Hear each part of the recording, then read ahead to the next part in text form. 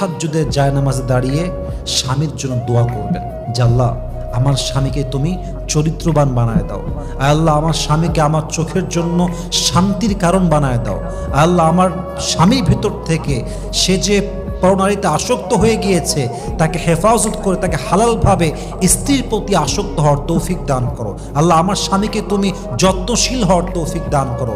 আল্লাহ আমার স্বামীকে তুমি দায়িত্বশীল হওয়ার তৌফিক দান করো। যদি আপনি দোয়া করতে থাকেন এবং দোয়া করে যেতেই থাকেন, হতে পারে আপনার দোয়া একদিন কবুল করবে একজন, বলেন সবাই তিনি কে? কিন্তু মাথায় রাখতে হবে স্বামীর ঘর ছাড়ার চিন্তা করা যাবে না।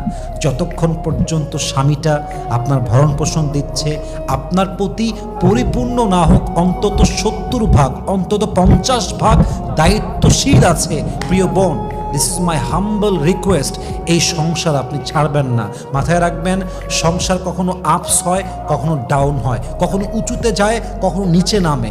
আর সেই বুদ্ধিমান যে সংসার যখন নিচে নেমে যায় ওটাকে শক্ত করে ধরে সামনে যে নিয়ে যায়, সেই তো আসল বুদ্ধিমতী না।